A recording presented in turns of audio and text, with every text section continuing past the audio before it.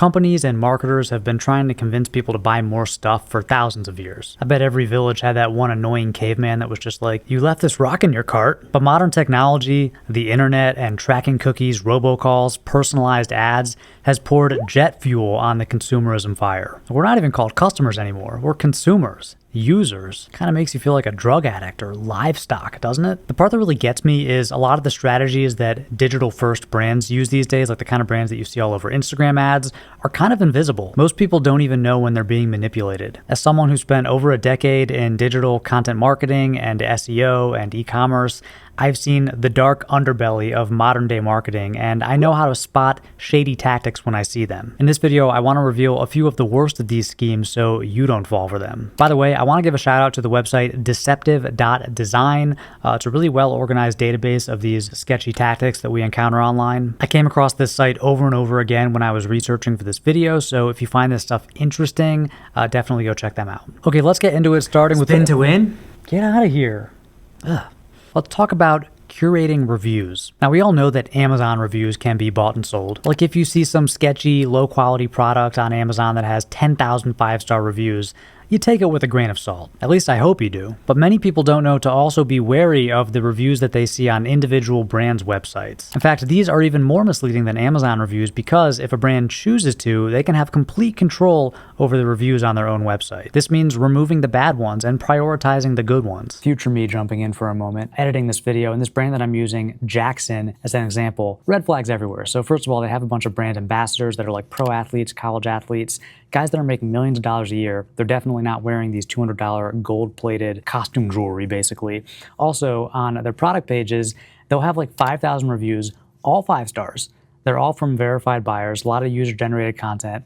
Nothing is marked as an incentivized review. There's no way to filter or sort the reviews to see the critical ones. I kept loading more reviews to see if I could find any bad ones because there's no way to sort them, and no, they're all 5 stars. This brand is clearly willing to curate their reviews. They're also using a bunch of the other sketchy tactics that I talk about in this video. Red flags everywhere. I would never buy from this brand. Okay, back to the video. They do this using software. Most online shops are built on Shopify, and most Shopify shops use a third-party app called Yotpo to collect and display reviews. On the back end, Yotpo literally lets brands just delete the reviews that they don't like. And I totally get that brands need the ability to remove fraudulent reviews. There's some crazy customers out there, but is it ethical just to disappear a legit review from a real customer just because it hurts your conversions? No. Also, many brands these days are incentivizing their customers to leave positive reviews either with cashback or store credit. And this is why recently you'll see a lot of reviews with user-generated content, like those vertical videos of some customer showing off the product. Like, who does this? Even if you love the t-shirt you bought, you're not going to send the brand a video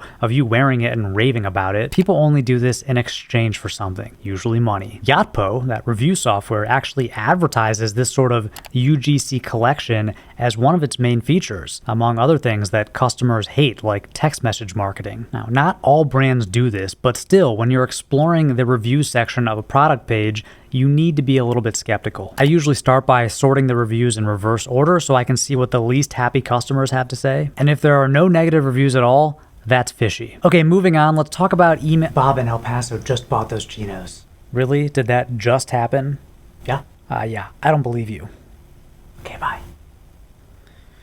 Emailing you without consent. So have you ever gone to an online shop, browsed a few products, maybe you even added something to your cart, and then you left. Later that day, you get an email from the brand. Maybe it's an abandoned cart email saying, you forgot these socks, or you left something in your cart, or maybe it's just a random discount. And you swear that you don't have an account with that brand. Like, you never logged in, you never gave them your email address. So how are they emailing you? Well, they partnered with a company called SafeOpt, which is a tech company that connects a large network of content and e-commerce sites to spam the crap out of all of us. Now, SafeOpt claims that they only email people who have opted into their service. They even try to frame their whole operation as some sort of value add for us consumers. But in reality, we are the product. SafeOpt's real customers are large online publishers and e-commerce sites. I don't know about you, but I'm 100% sure that I never signed up for SafeOpt. I mean, think about it. Do you know anybody that's gone to safeopt.com and willfully given away their email address? Of course not. No one would do this. And that means the only way that my email address ended up in their database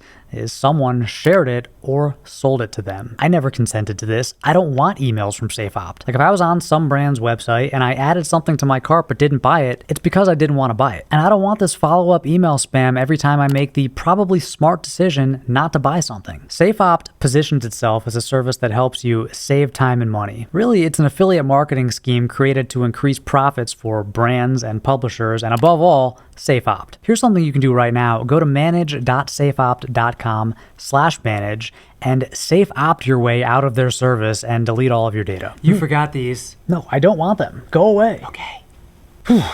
Always on sale. Not to sound like a geezer, but, well, back in my day, stores and brands had a handful of sales each year. Definitely around the holidays, like Christmas, maybe like Labor Day, and there were end-of-season markdowns to clear out old inventory and make room for the new. But now when you go to any store, any online shop, there's always a sale running. There's that little bar at the top of the page advertising whatever discount or promo code is currently live. Oftentimes, there's some sort of countdown timer indicating when the sale will end, but it's misleading because after that sale ends, another one will start. Same thing, different promo code. Even if there isn't a sale running, there's always that new customer discount. It's usually 10 to 15%, and you get it in exchange for giving the brand your email address or phone number. And that's just the default. The big sales like Black Friday, Cyber Monday, you're going to get 40, 50, 60% off. So what's happening here? Like, how can brands make money if their default is 15% off and they're regularly giving you 50 or 60% off? Well, in short, the sale price is the real price. Now, this isn't 100% the fault of companies. Us customers have grown accustomed to feeling like we're getting a deal. Back in 2012, the formerly dominant department store mainstay JCPenney, which I used to love as a kid, they launched this radical new marketing strategy by abandoning sales entirely. So instead they offered what they called fair and square everyday pricing. It was a billion-dollar disaster. American shoppers are simply too uncomfortable with buying things at full retail at this point. So yeah, with this specific tactic, we're kind of all part of the problem. Only one left. Shoo! Another shady tactic I see all the time is false urgency or scarcity. This is when a brand tries to create time pressure or tries to make you feel like you need to make a purchasing decision right now. The most common way to do this is by showing a low inventory number on the product page. It's like right under the price or around the sizes, you see that little line of text that says low stock or only a few left, and you get the impression that your opportunity to buy this product is slipping away. You only get one shot. Do not miss your chance to shop. This opportunity comes every day. Because this false sense of urgency is just that, false. There's a whole category of Shopify apps and plugins that help sellers create this false sense of urgency using countdown timers and low inventory alerts. Most shoppers assume that these inventory numbers are accurate, like they're being pulled in real time from some warehouse or database. But that's not the case, at least not usually. With many of these apps, the look, the feel, the actual numbers can be customized by the seller. It's incredibly sketchy. It's like I'm trying to buy chinos, not a used car. Do your best to resist the urge to let this fake scarcity, this fake urgency persuade you. It's not real. It's just another scammy marketing tactic. Fake social proof. When you're on a product page, maybe you're looking at the size chart and that little box slides in from the bottom corner saying that so-and-so from Indiana just bought the exact product you're looking at. It's like, wow, what a coincidence. This is one popular type of social proof, and this is a tactic by which brands try to create an illusion of popularity and credibility. And this works because our brains are always looking for shortcuts, especially when they're working. Like if you're evaluating a product or trying to make a purchasing decision. I mean, think about offline. You're trying to choose a restaurant, right? And you see one restaurant that always has a really long line. It must be good, right? These little social proof widgets are trying to create that same impression. The problem is, more often than not, they're fraudulent. Just like those apps that help Shopify sellers create low inventory alerts, there are plugins that let you customize the text of these social proof widgets. You can make them say whatever you want and appear as often as you'd like. In other words, when you see that little box slide in saying that Mark S. from Kier, Pennsylvania just purchased a watch, that could be completely fabricated. I'm not saying that every seller uses these plugins in a fraudulent way, but as a customer, there's really no way to know. Even if it's pulling in real-time data, which it probably isn't, to me it still feels like a kind of slimy tactic to create this pressure. Like, just let customers make their own decision. Don't try to pressure them into buying something that they might not want or need or maybe can't even afford. If we really want something, we'll buy it, regardless of how many other people are supposedly considering the same product. Wrapping up, this is just a small selection of the deceptive marketing tactics that modern digital-first brands are using to pressure customers into buying more stuff. Again, if you're interested in this stuff, I highly recommend checking out the website deceptive.design. You can also go over to the Dark Patterns subreddit. It's kind of fun in a mildly infuriating kind of way to see people calling out specific brands and showing screenshots of these deceptive tactics. The thing is, there are so many ethical brands run by good people who choose not to participate in this sort of sketchy marketing. And my advice is to try to support those brands. So if you're shopping online and you come across one of these deceptive tactics, I recommend trying to find an alternative vendor. Going off script here for a minute, as a modern day consumer, customer, user, whatever you want to call us, I just feel so squeezed sometimes. It's like every time I go on my computer or my phone or I try to buy something, I just feel like these companies are trying to squeeze every dollar out of me and try to optimize every session.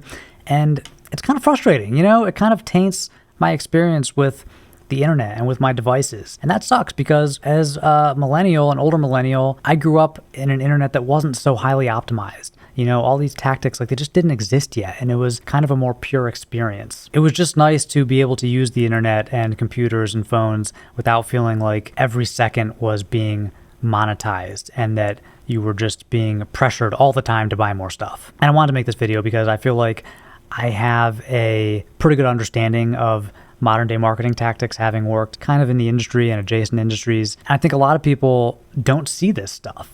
They assume that little slide in, that social proof, they just think it's real. They don't know that brands are curating and deleting reviews. They don't know that brands are paying people to leave positive reviews. This is an area that I would be happy for government to regulate more. But that's probably not going to happen. So until then, just stay as savvy as you can. Anyway, if any of this resonates with you, please share your thoughts, share your experiences down below in the comment section.